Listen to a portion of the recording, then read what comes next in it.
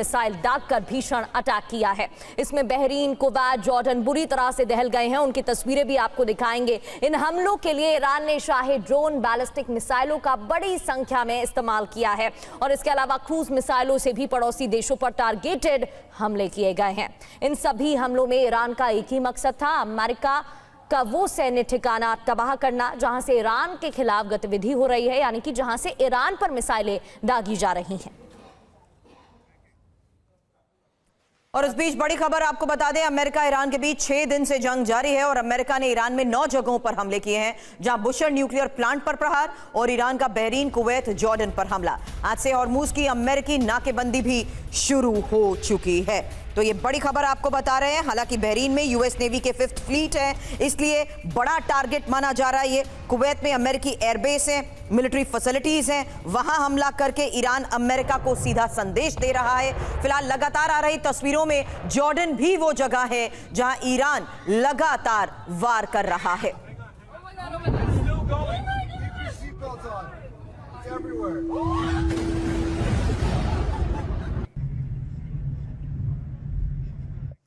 और एक और बड़ी खबर इस बीच सेंटकॉम ने जारी किया है हमलों का वीडियो। आज 7 घंटे चला ऑपरेशन। सेंटकॉम की तरफ से वीडियो जारी कर जानकारी, दर्जनों सैन्य ठिकानों को निशाना बनाया गया। ईरानी जहाजों की नाकेबंदी भी शुरू कर दी गई है, सेंटकॉम का दावा। ये देखिए, ये वही तस्वीरें हैं। सेंटकॉम की तरफ से कई इमेजेस, कई तस्वीरें जारी की गई हैं और बताया गया है अलग अलग ठिकानों पर किस तरीके से हमले किए गए हैं।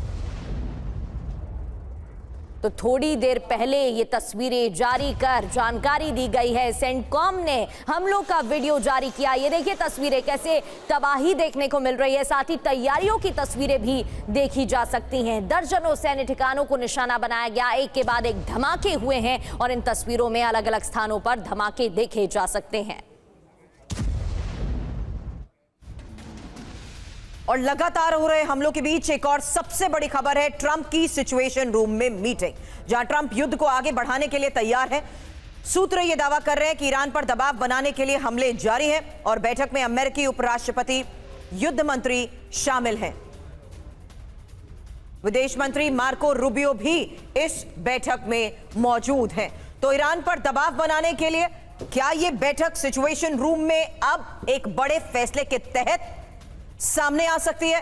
क्योंकि इस बैठक को लेकर जो शुरुआती जानकारी सामने आ रही है उसके मुताबिक विदेश मंत्री मार्को रूबियो बैठक में मौजूद हैं। इसके अलावा इसी बैठक में अमेरिकी उपराष्ट्रपति, युद्ध मंत्री भी शामिल हैं और इस हालात में सिचुएशन रूम में हो रही बैठक बहुत बड़ा फैसला क्या होने वाला है। हालांकि ईरान पर दबाव बनाने के लिए जिस तरीके से हमले हो रहे हैं, उसी दौरान ये सिचुएशन रूम में मीटिंग, और इस सिचुएशन रूम में क्या है नया प्लान, यही इस वक्त का सबसे बड़ा सवाल।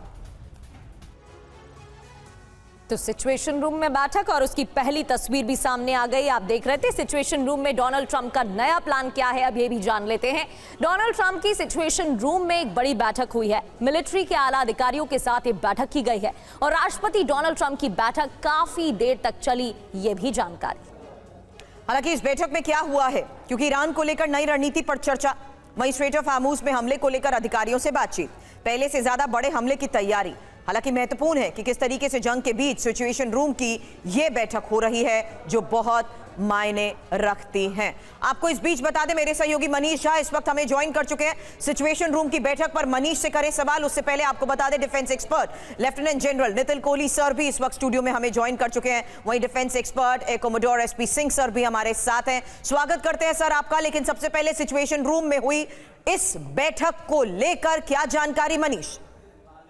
बिल्कुल, देखिए सिचुएशन रूम में अब इस बात पर मंथन हो रहा है कि आगे की रणनीति क्या होगी, यानी कि इसमें अमेरिका अपने सहयोगी देशों को में से किसको इंगेज करेगा। कल हम सब ने देखा कि इजराइल के प्रधानमंत्री बेंजामिन नेतन्याहू दरअसल एक इनविटेशन लेटर मांग रहे हैं, चाहे प्रेसिडेंट ट्रंप कहें या फिर ईरान से, कि भाई एक तो मिसाइल मेरी तरफ भी मार दो, एक तो ड्रोन मार दो। और इसके लिए उन्होंने कहा भी कि मेरी तरफ मारने की गलती मत करना, वरना मैं जो है सो क्या विनाश कर दूंगा, आर या पार हो जाएगा वगैरह वगैरह। उनका कहना था कि अगर एक भी मिसाइल हमारी तरफ आई तो हम 2 गुने से ज्यादा बड़े हमले करेंगे।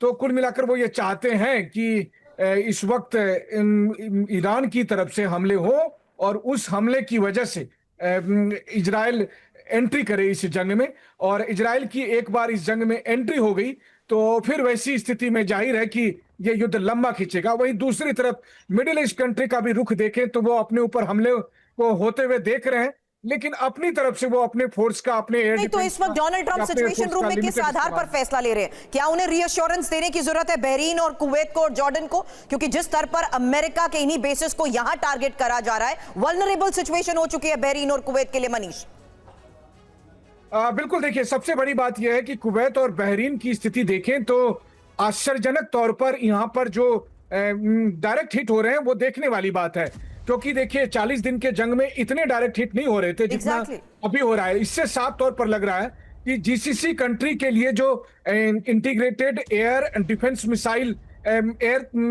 माफ करिएगा, इंटीग्रेटेड एयर मिसाइल डिफेंस जो था IAMD, वो पूरी तरह से यहां पर फेल होते हुए देखा जा रहा है, या फिर स्ट्रेटेजिक तौर पर ईरान उसे भेदने में कामयाब हो रहा है और अमेरिका वहां बेबस है कुवैत को बचाने के लिए, बहरीन को बचाने के लिए।